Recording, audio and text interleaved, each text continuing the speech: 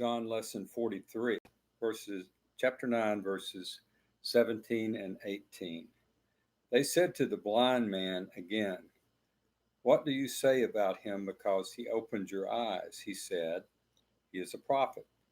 But the Jews did not believe concerning him that he had been blind and received his sight until they called the parents of him who had received his sight.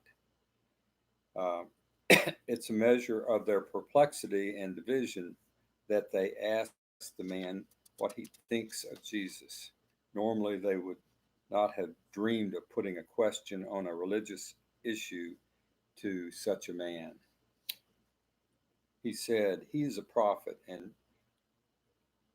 Jesus did not specifically say to the man that he would be healed if he washed in the pool of Siloam, but it was implied in the action. Though Jesus was not present when the man actually gained his sight,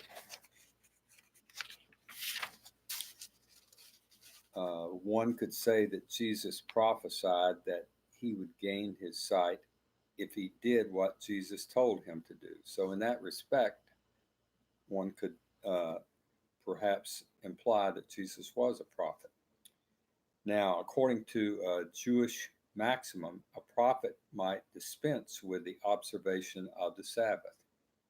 If these religious leaders allowed that Jesus was a prophet, then even in their own rules, he would not necessarily have broken the Sabbath, and therefore he would have been guiltless.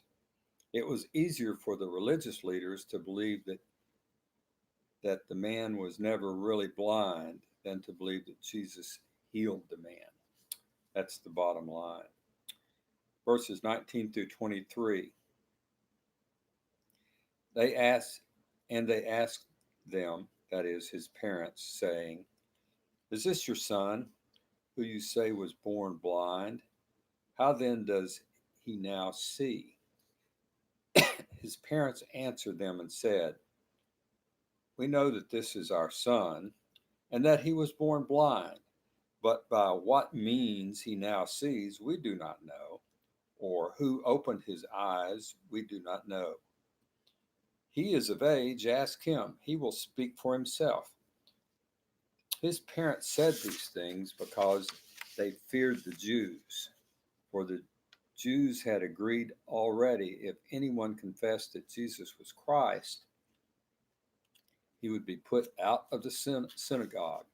Therefore, his parents said, "He is of age, ask him." The parents could identify their son and that he was born blind.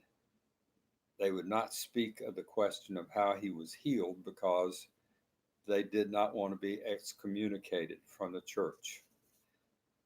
In my opinion, that would have probably been a good thing, but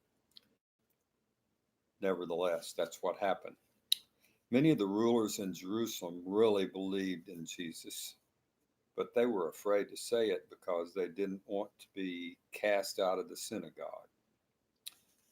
Believers today also find themselves being ashamed of their faith at times. This is nothing new. Uh, Verses 24 and 25 go on and say, "So they again called the man who was blind and said to him, 'Give God the glory. We know that this man is a sinner.' He answered and said,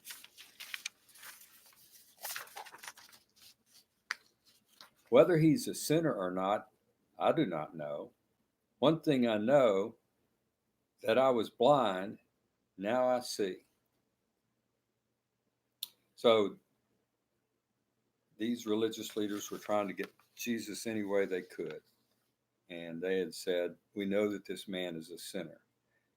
They, they said this because Jesus did not obey their man made traditions that were in addition to God's law. They said this despite evidence to the contrary, not because of evidence. Verses 26 and 27, then they said to him again, "What did he do to you? How did he open your eyes?" He answered them, I told you already, and you did not listen. Why do you want to hear it again? Do you also want to become his disciples? The tone implies a harsh, intense interrogation here. They demanded answers from the man who now could see, and they were intending to or not. The healed man seemed to, that is, he intended to maintain his composure and stand up to these religious leaders. And he kind of mocked them at this point for their rejection of Jesus. He didn't seem to be really too afraid of them like his parents were. Let's stop right there.